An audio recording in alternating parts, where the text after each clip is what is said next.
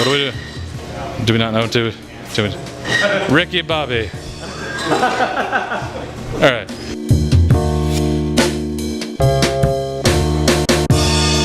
Welcome back, guys. This is Jared from Imaginary Friends for another special secondary edition of Just 1 Cent, because we got to do 2 bands in one day, and that makes us happy. We're here with Christian and Clark, Daniel, Randy, Randaniel,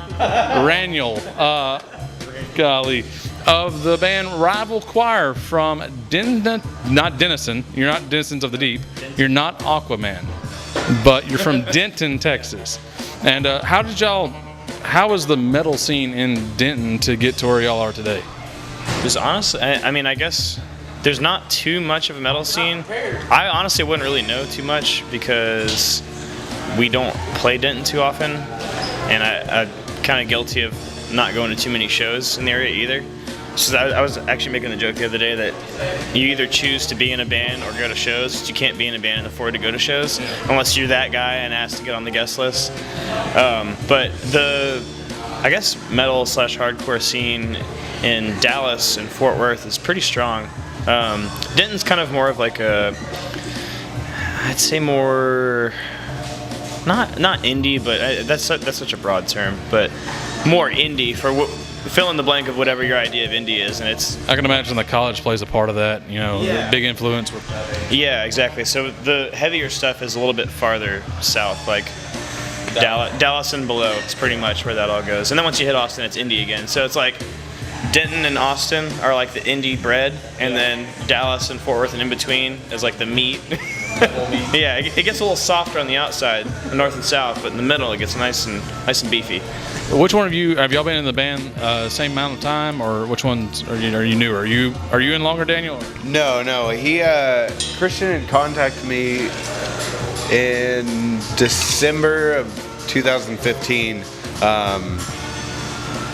because they were needing a fill-in for their first tour as Rival Choir, being a band called Mouth of the South before that, and I hadn't played in a band for like probably 4 years, but we'd played with Mouth of the South like long ago, so I'd already known the guys, and yeah, so Christian and I have known each other for a while, so he contacted me about it, and it's just been in ever since. Yeah, but I've been in the band the shortest amount of time. Yeah, when I was looking up information, because I remember when I approached y'all, I was like, hey, don't think I've ever even heard of y'all yet, and I was like, so I'm gonna binge info myself while in between sets. So I had saw that Mouth of the South swapped to Rival Choir. What brought about the name change? And that was, if I'm not mistaken, after y'all joined with Face Down. Yeah, so I joined at the tail end of it being Mouth of the South. And they had been on Face Down for a little while before that. I'm not exactly sure how long. But yeah, so I joined to replace one of my friends, Tanner, who was playing guitar before. And we were Mouth of the South for like a little, maybe right around half a year of me being in the band. And then we decided towards the end of that year, just with the way that, because I'd kind of started to help writing. And just the way that things were sounding, it was starting to sound a little bit, it was starting to feel like it was taking on a different personality from what Mouth of the South sounded like. I think everybody was just kind of ready to move towards something that more accurately portrayed who we were musically and creatively. Because Mouth of the South, I feel like it was awesome at the time, and I really enjoyed playing this stuff, but I think just everybody had started to move in the Rival Choir direction without us knowing what the name was yet and all that stuff. But we were slowly drifting towards a different style, and it was just different enough, and we were ready to kind of start a new chapter that we thought that it would be cool to just kind of start this as a new band altogether and just kind of start from scratch, so we could kind of keep building up and have a little bit more of a shelf life of what we really want to do long term. Yeah. So I'll ask you the same question I asked one of the guys earlier. What has been like your biggest inspiration when it comes to music and your stylization, your likes, how you play, and what has inspired you and driven you? That's a good question. Yeah, it's that I feel like that's a question that could be talked about for like hours. Yeah. Okay. free skate, go. Yeah. Well, as far as like musical inspirations, it really does come from across the board of a lot of stuff. Whether it's like growing up and the stuff my parents listened to, or the stuff I listen to now. I know for me, Christian specifically, like we both enjoy like heavy music, hardcore music a lot. But a lot of our inspiration comes from The opposite. yeah, very opposite like spectrums of that. I listen to a lot of like experimental electronic kind of music. There's a band from Austin called Octopus Project. It's just they've been around for a while, but it's just like I guess kind of a somewhat hidden gem from there. But the way that they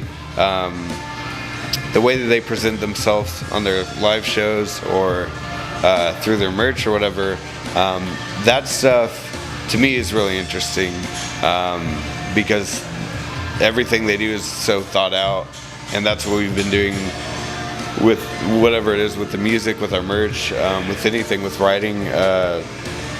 It's all like, is this stuff that we're gonna enjoy? And it's like typically that's stuff that I think people will enjoy if we're happy doing it. If we feel like we're doing what we should be doing, I think that translates pretty well over to it. But it's like inspiration across the board. There's like movies, shows, like stuff that me and Christian both are really into Miyazaki films like Totoro and Spirited Away, and like that stuff is like these like very story-driven things that we've grown like attached to. That feeling that way about something that someone's created, I think the thought of potentially making something that someone else could feel that way about is a really captivating idea, I guess. So it can come from anywhere, but it's like it definitely is like a big part of our lives, and actually like being passionate about all that stuff, I think influences us a lot to actually want to try to make something that we enjoy, that we can like get behind, that people will hopefully be into as well. That's awesome. Like I said, when I was reading, I actually picked up and found I Believe, Help My Unbelief lyric track online. I was speed reading through, and Sojourn is the one that caught my attention the most. You're talking about storytelling, and that to me really spoke and told a story. How, and you're talking about you craft that into your lyrics, how influential is your faith when it comes to music, whether it's just the music side or the lyrics side, when you personally are thinking about composition and music? That's where it starts, honestly. Speaking for Josiah, who's not here, I mean, I know that was honestly that's the only thing that made it possible. Was I mean, whether the faith was good or bad at the time, I mean, that's 100% the essence of everything that was written, especially on the last album. I mean, the name of the album is I Believe, Help My Unbelief. You can't have a song about like a girlfriend that went wrong on that album. No. I mean, you can, but we didn't. But I know, for me personally, I just tried to draw from where I was at the time, because ultimately, like as like Christian dudes just trying to figure it out, you're constantly trying to remind yourself that like, hey, this is the most important thing in your life, so like operate accordingly. You know what I mean? So for me, I try and draw inspiration from what's the most important thing to me, and what I know. So what I know, or what I knew at the time writing my lyrics that are on the album, was just drawing from where I was at that time and how I'd gotten there, and you know what I mean, just trying to like express something that I feel like would put out what I was going through, or what I was thinking at the time, that other people could, maybe hear that and latch onto it as something that they've been through too, and then kind of like that's where that, like honestly, it's the most important thing to me, is having that bond with people. like, when somebody comes up and is like, hey, your lyrics really spoke to me. I was going through this, and I listened to your album, and then, it just changed. Like, I'm like, man, I don't really know what to say other than thank you, and that I'm just grateful that I get to be a part of, like, I get to share something so specific and, like, kind of intimate, you know what I mean? Like, it's kind of a big deal, and yeah, it's humbling, and I know, same thing, Josiah would say the same thing, that it's like, that being able to share experiences with people and connect with them in a way that you otherwise wouldn't be able to connect with them on, especially, like something like as important as faith. That's something that you carry with you your whole life, whether it be lack of or pursuit of. So for me personally, I feel like that's, I don't know, it's just kind of hard to not have something to write about when you're writing from a place of talking about your faith and your walk and your struggles and whatever, whether you're mad or grateful and want to worship, or you want to cuss out God, however it makes you, know what I mean? Like, however it makes you feel. The ins and outs of faith and the waxes and the wanes. Yeah, exactly. So I just haven't really, who knows, maybe down the road I might have inspiration to write about other stuff, but as of right now, I feel like that's what I need to talk about. And I feel like for Josiah, when he was writing the lyrics too, that's like, he wrote what he needed to say. And I feel like if you read the lyrics on the album too, it's very clear that it's like this is what's going on. This is me. This is honestly what's going on with me. And it's kind of like, it almost seems like a journal entry or a diary, one that might be locked. You know what I mean? So, I don't know, it's just cool to have the opportunity to do that and to connect with people on that level. Would you like to add anything to that? For me, like, I joined the band right after they wrote this album. Me and Christian have known each other for a while, and we had been writing for quite a bit when he had moved down to Texas.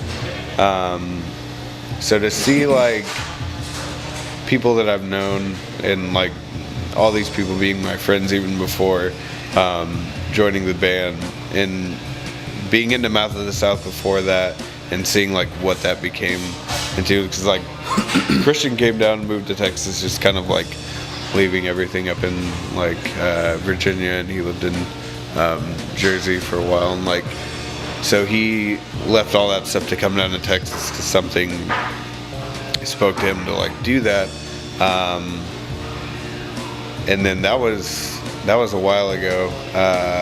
It was like 5.5 years ago, and he had played in the band that I was in until we broke up back in Dallas, and You and I broke up.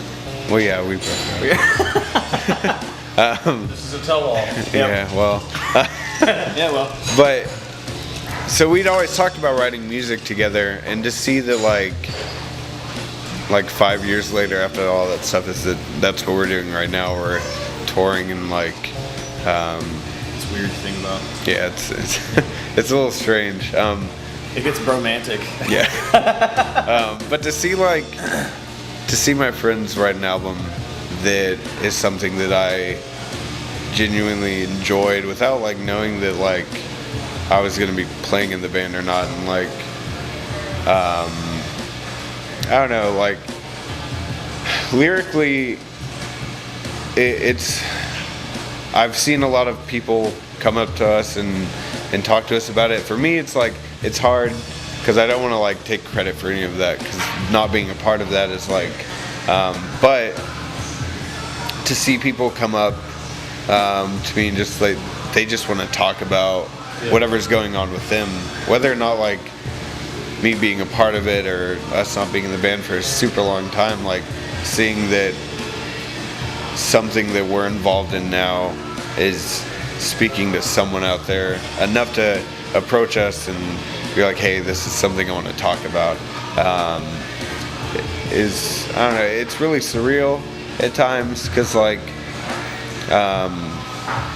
I think for us it was always like just kind of like us hoping that, like, we can get to that point,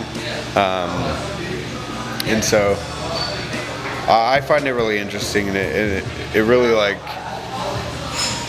it's really, I guess, humbling to have people just come up and want to like talk about the most like personal things of their life, and being like, something that you're a part of has helped me out with either a marriage or death stuff. Yeah, it's like stuff that like I think we tend to take for granted, like with everything that goes on in our lives. It's easy to like kind of stray away from like everything that we're trying to accomplish. So when someone just comes up to us and starts saying all that, it's like, okay, like this is like what we're doing this for people to come up and like have conversations with us, because we're all dealing with the same stuff ourselves. Like, it's not like we go back home and it's all fun. Like, there's there's so much stuff that like goes on that like it's just this big whirlwind of problems that we all have, and so that's why I think it's easy to get lost in all that and take a lot of that for granted. But yeah, so like for me, I'm just super happy that I'm a part of this. Just gonna be here. Yeah, I'm just happy to be here.